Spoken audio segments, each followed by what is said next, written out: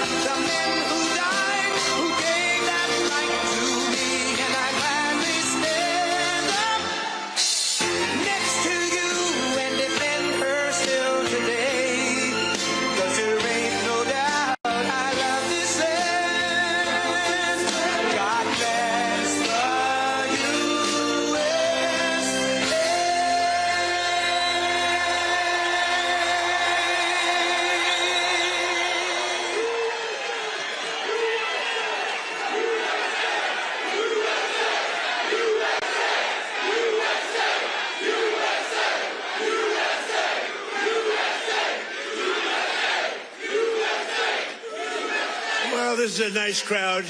You got a lot of people. You've got a lot of people standing outside tonight. It's freezing. They got here yesterday like at 2 o'clock in the morning or something. Well, I'm worried about them. Would anybody like to give up your place? Let some people come in from the cold. You go out to the cold. I don't think so. I just want to say hello, Pennsylvania, and I'm thrilled to be back in this incredible Commonwealth with so many proud, hard-working American patriots. That's what you are. So am I. I'm a proud, hard worker. I'm a proud patriot, but you're a proud patriot. Thank you very much, everybody. It's a great reception. You know, we're on to expose what happened recently when we took over. You know, it's 10 months. And already we have the largest investment ever made in the history of, not our country, of any country anywhere in the world. Think of that. But let me begin by wishing each and every one of you a very Merry Christmas, Happy New Year, all of that stuff.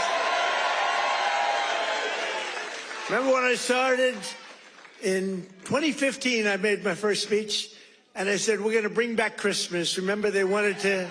The radical left wanted to get rid of the word Christmas. I said, I don't think that's going to work out. And we did it, and now everybody's saying Merry Christmas again. But just over 1 year ago today, with your help, we saved America. That's what happened. We saved it. In the most important election victory possibly in the history of our country was going down. We were a country that was being scoffed at, laughed at all over the world. We won all 7. Thank you, Charlie. She said, and you saved us. Who are you? Stand up, please. Who said that?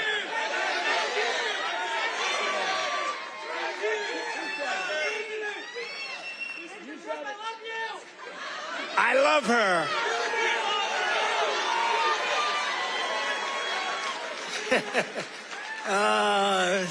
Only in Pennsylvania can this happen. I know this state.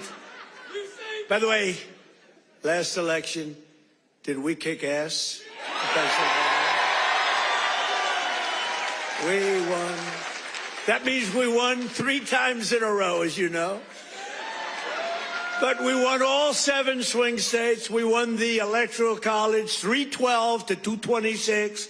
We won, and by the way, the real vote was much more than this, but we wanted to make it too big to rig. We won the popular vote for the first time of any Republican in many decades, and we won 86% of all counties in America, 2,700 to 525. That's good. We did it. Not me, we did it. And now, after just 10 months in office, I'm pleased to report that America is winning again, Pennsylvania is prospering again, and I will not rest until this Commonwealth is wealthier and stronger than ever before.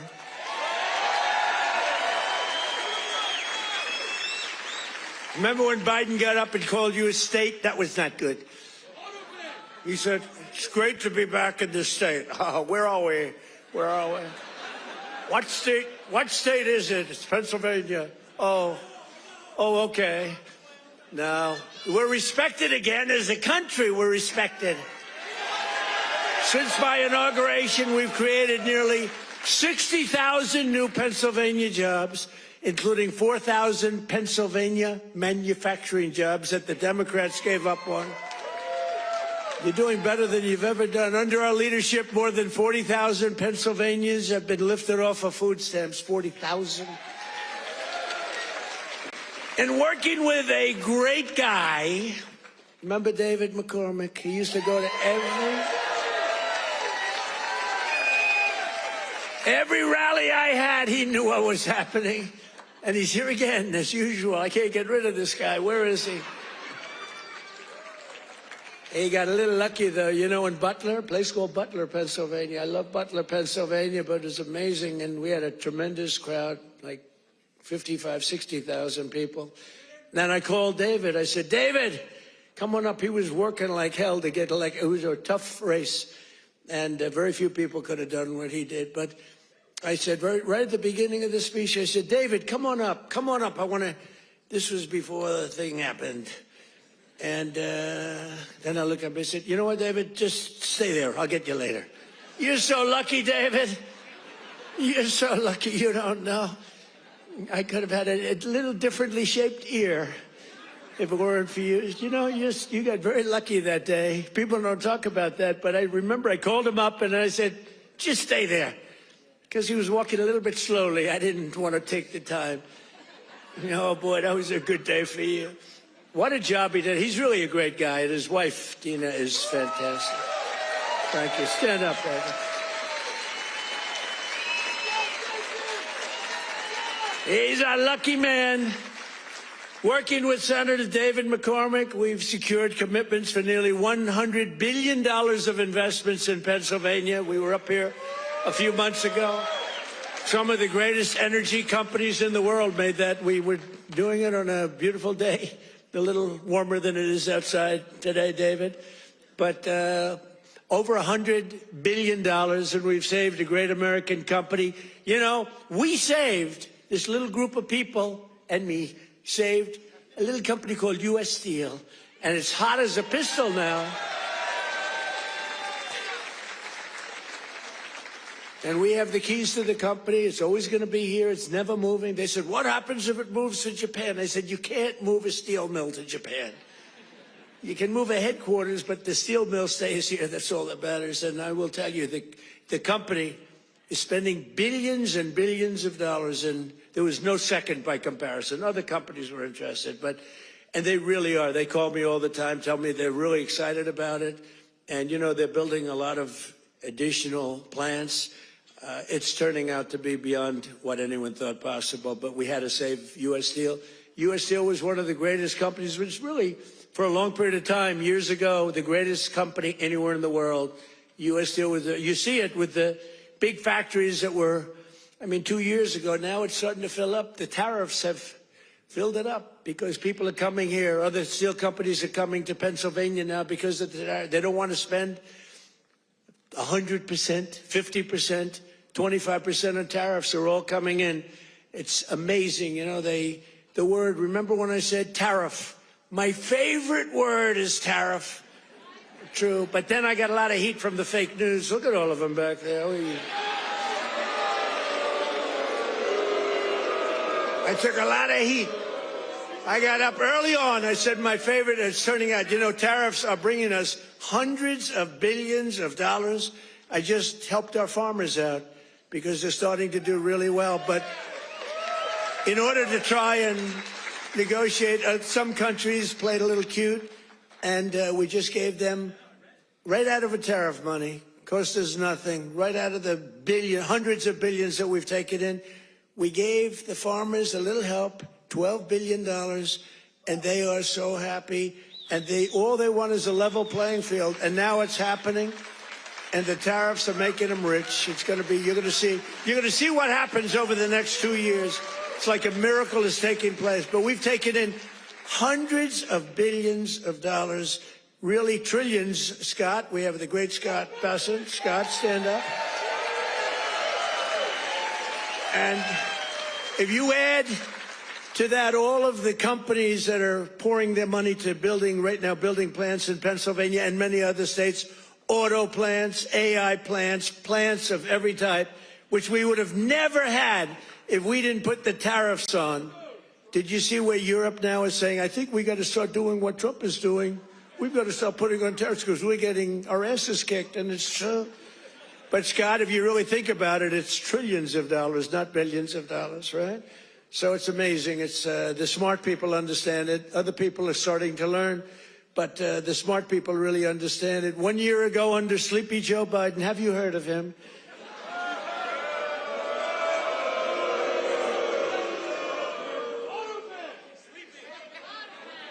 You know, okay, look, the King of Saudi Arabia told me this.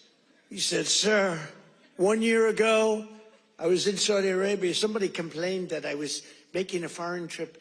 I went to Saudi Arabia, Qatar, and UAE. I brought back $4 trillion. They said, he shouldn't be traveling. He should focus on home. What the hell do you think I'm doing? And 250 Boeing jets. I brought back so much everything. Then they say, he should, you know, the stupid people, they say, he should be leaving our country. Yeah, let's sit around and twiddle our thumbs. It's, no, it's sort of crazy, right? But 1 year ago, the King of Saudi Arabia said it. He said, sir, 1 year ago, you were a dead country. Dead. They were focusing on China. They were looking for, you know, who's next on line, frankly. And he's a good man. And the Emir of Qatar said it. UAE said it. The big company, the big, smart country said it. We were a dead country 1 year ago. We were dead as a doornail. We were going down the tubes. And now we're the hottest country anywhere in the world. There's nobody close. Sure.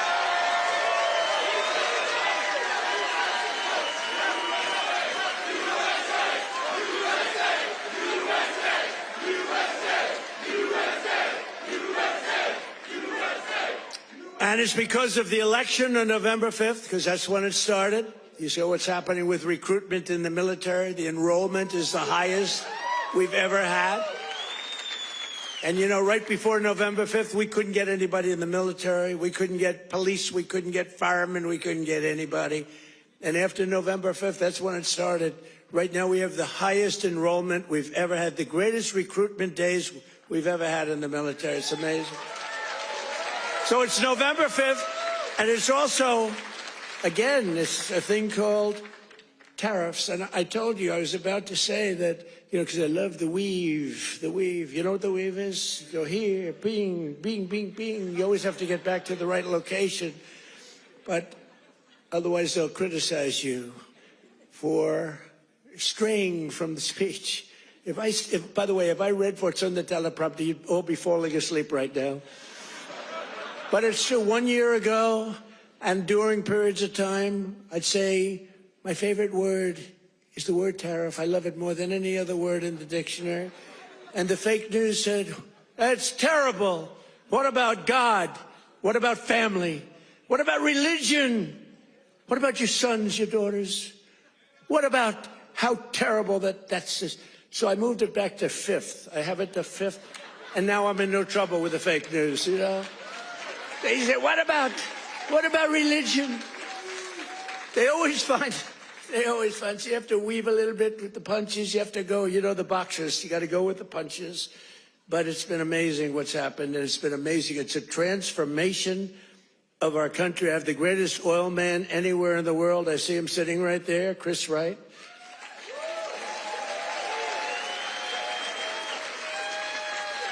I was going to put a man, Doug Burgum, he's great. He's interior. And I said, Doug, I want you to go to Energy. You're really fantastic at Energy. Came from North Dakota. Big fracking place. They done really a great job. He was a great governor, I would say, right? Really great. And a great person. He's doing a fantastic job. I said, I want you to head up Energy, sir. I'd be good, but I'll tell you, there's one man out there in the whole world. There's one man out there who would be better than me. Who is it?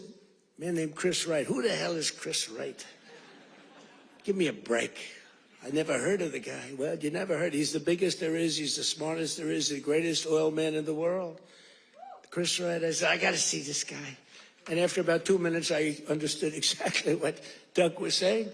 So I said, okay, Doug, you'll go to Interior. You work with, because interestingly, Interior owns all the land that has the oil. And he has all the expertise that drills the oil. And I said, you know, we'll do a friendly merger here. This is pretty good. And that's what we did. And we're right now drilling more oil than we've ever done ever before. Prices are way down. We just had 4 states. It was just reported that 4 states had $1.99 a gallon. Right? We're sawmaking. So I want to introduce Chris Wright. Stand up, Chris.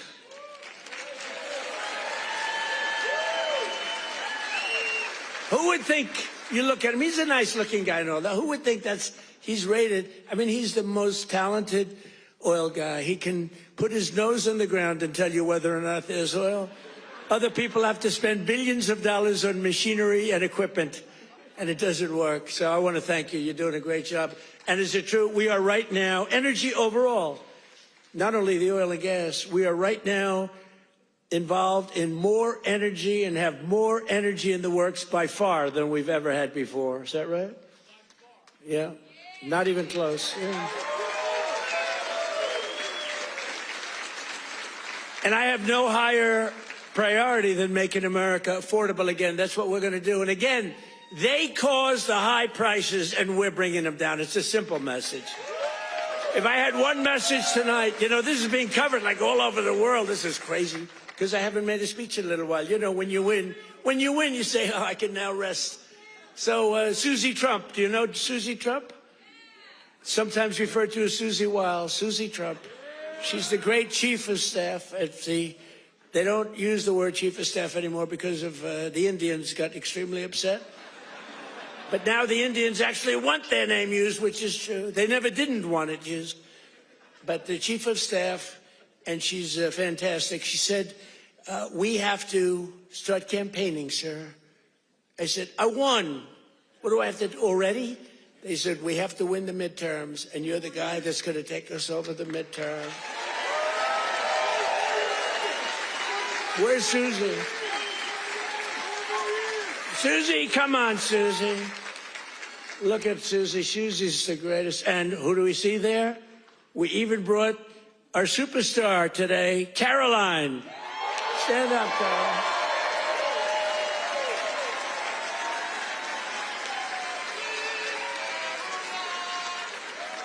Isn't she great? Is Caroline great?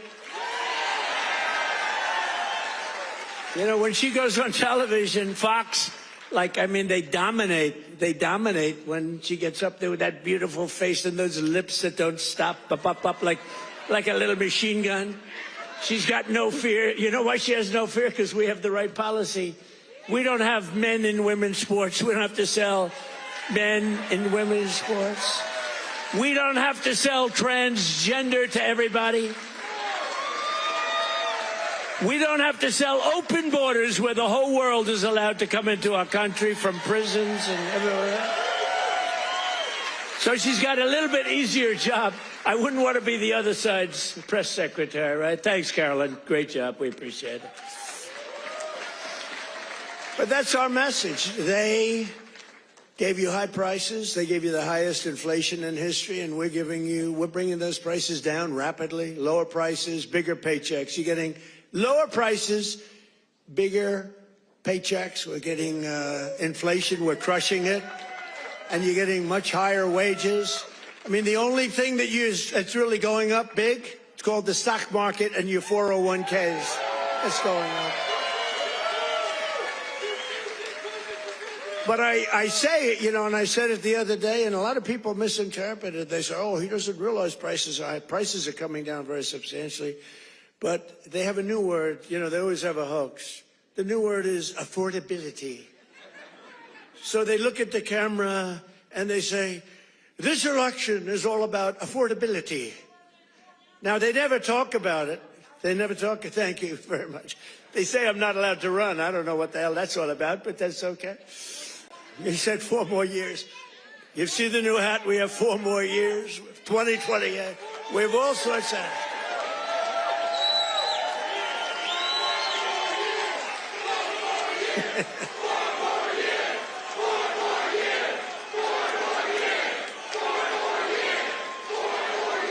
Well, you know what? We have 3 years and 2 months to go. And you know what that is in Trump time?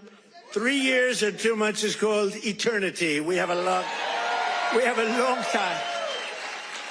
have a long time.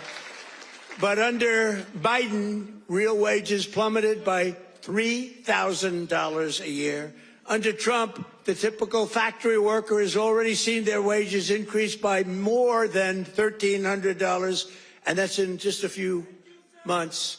And for construction workers, it's $1,800 up versus $3,500 down, and I think their number is wrong. It's much lower than that. For miners, do we love miners? I love miners. I don't know how they do it, going 10,000 feet under the ground, and they wouldn't trade jobs with me. If I gave them a beautiful, magnificent penthouse in the middle of Manhattan, where I used to live, if I gave them the most beautiful penthouse, they wouldn't take it. They'd rather go 10,000 feet underground and dig. That's what they want. For miners, their wages went up $3,300, and we're bringing back coal. But my administration cannot talk about anything else except when they say the word coal, they have to precede the word by 2 words: clean, beautiful.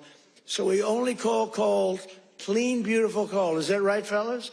Because coal needs a little public relations help. It's a very powerful fuel. It's used by China. You know, China makes all our windmills, but they don't have any wind farms. It's a little interesting, isn't it? Wind is the worst. That's a scam. They ruin your valleys. They ruin your peaks. The most expensive energy.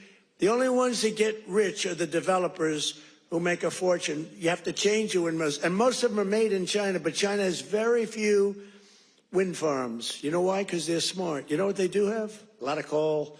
They love coal. So that's okay. But we have clean, beautiful coal, and we brought it back into vogue. We have nuclear, we have oil and gas, we have sort of everything. We don't approve windmills. We don't approve it, I'm sorry. We don't like things that kill all our birds. And that every time you put one up, only the guy that owns it makes a lot of money. Those guys, what a joke. And they are ugly, you're right, sir. But Democrats talking about affordability is like Bonnie and Clyde preaching about public safety. And they are really truly the enemy of the working class when they do it, because we're going to have a great energy policy. You know, our oil prices are coming down, very substantial energy prices. And honestly, with that, everything comes down, because there's nothing nearly in the category of oil. You wouldn't even know what second is. There are seconds and thirds, but it's so far down the list we don't even talk about them. You get energy prices down, which we're doing. Again,